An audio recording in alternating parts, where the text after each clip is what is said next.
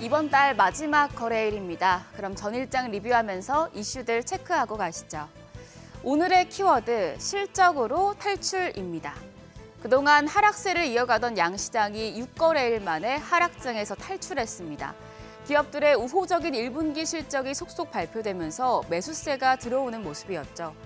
지수를 보면 코스피가 0.44% 올라 2,495포인트까지 회복을 했고요.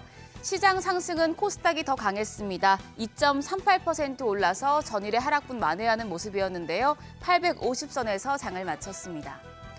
어제 시장은 오후 들어서 반등하는 모습이었습니다. 외국인의 매수세가 유입이 됐는데 유가증권 시장에서는 외국인이 2,084억 원 순매수, 그리고 개인 역시도 매수 우위였고요. 기관에서는 4,742억 원 대거 물량을 내놓았습니다.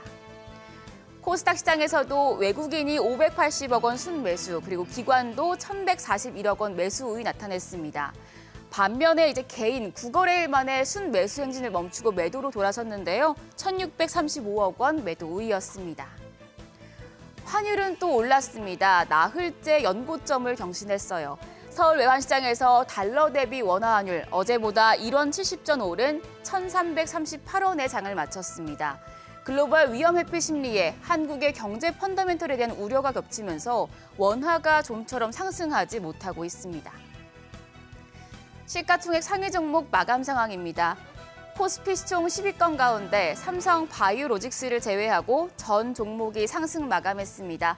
삼성전자가 0.78% 상승해 마감가 64,600원, LG에너지솔루션이 3.53% 올라 58만 7천원, SK하이닉스가 1.6% 올라 88,800원에 장을 마쳤고요. LG화학이 1.93% 상승, 그리고 다음으로 삼성 SDI도 0.43% 상승하는 등 실적 발표 이후에 주가가 상승 마감했습니다. 그 밖에 현대차가 0.25%, 기아 1.05%, 포스코홀딩스가 4.17% 모두 상승했습니다. 코스닥에서는 시총 1, 2위 종목들이 급등하면서 지수 상승을 이끌었습니다. 에코프로비엠이 11.13% 상승해서 종가 26만 9,500원이었고요. 에코프로가 18.36% 올라서 70만 원대를 회복했습니다. 종가는 70만 9천원이었습니다. 여기에 LNF도 5.34% 상승해서 종가는 27만 6천원이었습니다. 또 그 밖에 셀트린 헬스케어가 1.01%, HLB가 2.94% 상승 마감했습니다. 한편 소시에테 제네럴, SG증권발 매도 폭탄으로 인해서 이슈가 계속되는 모습이었습니다. 대성홀딩스와 서울가스, 선광 이 세 종목이 개장 직후부터 하한가로 직행해서 어제까지 4거래일 연속 하한가를 맞았습니다. 2015년 이후에 유가증권 시장에서 4거래일 연속 하한가를 기록한 종목이 나온 건 이번에 대성홀딩스와 서울가스가 처음이었습니다. 대성홀딩스와 서울가스 대부분 국내 증권사에서 매물이 나왔고요. 선광 같은 경우에는 매도 상위 창구에 SG증권이 또 올랐습니다. 한편 삼천리도 하한가를 면했지만 27.19% 거의 하한가에 근접하면서 종가 12만 4,500원이었습니다.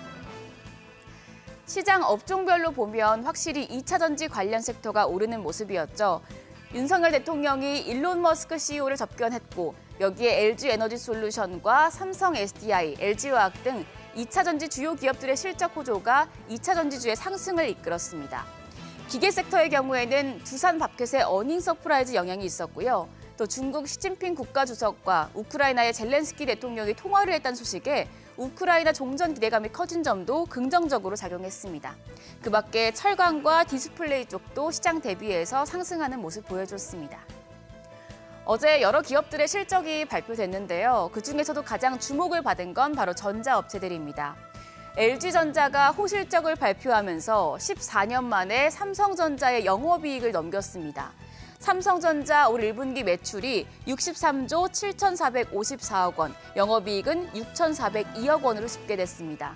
전년 동기 대비 매출이 18%, 그리고 영업이익은 95% 급감한 수준인데요.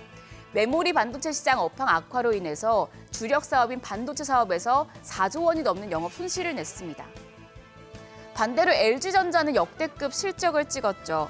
올 1분기 매출이 20조 4,159억 원, 영업이익은 1조 4,974억 원을 기록했다고 밝혔는데 역대 1분기 실적 가운데 매출액은 두 번째, 그리고 영업이익은 세 번째로 높은 수치입니다. 삼성전자가 주력 사업인 반도체에서 부진했다면 LG전자는 주력 사업인 가전사업본부 매출과 영업이익이 모두 역대 1분기 최대치를 기록했습니다. 증권가에서는 LG전자의 이 검증된 경쟁력이 앞으로 2분기에도 유효하기 때문에 2분기에도 호실적을 낼 것으로 보고 있습니다. 그러면 삼성전자를 어떻게 바라봐야 하나? 이미 우리가 어닝 쇼크 수준의 1분기 실적은 예상을 했었고 그럼에도 불구하고 삼성전자 주가가 6만 원대 중반 수준으로 오른 건 삼성전자의 감산에 대한 계획 때문이었습니다. 하지만 이번 실적 발표에서 감산에 대한 언급은 없었죠. 그런데 증권가에서 오히려 이 감산에 대한 구체화를 생략한 점이 나비 효과를 불러올 수 있다라고 이야기를 합니다. 삼성전자가 이번에 메모리 감산 구체화 이슈에 대해서는 일부 레거시 DRAM 생산 조절만 언급하는 데 그쳤는데요. 메리츠증권은 오히려 말을 아꼈기 때문에 낸드 업계의 불확실성이 커졌고 그래서 지각 변동이 나타날 가능성까지 생겼다라고 언급을 했습니다. 워낙 낸드 업계가 부진한 상황이어서 구조조정 이벤트가 발생할 수 있게 됐고요. 만약에 그렇게 된다면 업황이 급속도로 개선될 수 있다는 분석입니다. 메리츠증권뿐 아니라 IBK투자증권 등이 목표가를 유지했고요. KB증권의 경우에는 목표가를 8만 5천 원까지 상향을 했는데 이번에 삼성전자 실적이 주가에는 악재로 작용하지 않을 것으로 보입니다. 다음으로 이제 윤석열 대통령의 방미 일정이 이번 주에 마무리됩니다. KB증권에서 미국 국빈 방문 이후에 수혜 섹터와 관련주를 제시했는데 간단하게 살펴보고 넘어가시죠. 우리 시장에서 기대해 볼 수 있는 섹터는 크게 세 가지입니다. 반도체와 자동차 부품, 그리고 원자력. 우선 반도체는 반도체법 독소조항 요건이 완화될 수 있느냐가 관건인데요. 미국향 반도체 관련 기업들 우선적으로 체크하셔야겠고요. 자동차와 자동차 부품은 미국의 정책에 힘입어 투자가 확대될 것으로 전망이 되고 있는데요. 이와 관련해서는 국내 자동차 부품사 중에서 전동화 부품 비중이 커질 것으로 보이는 업체들이 수혜를 받을 전망입니다.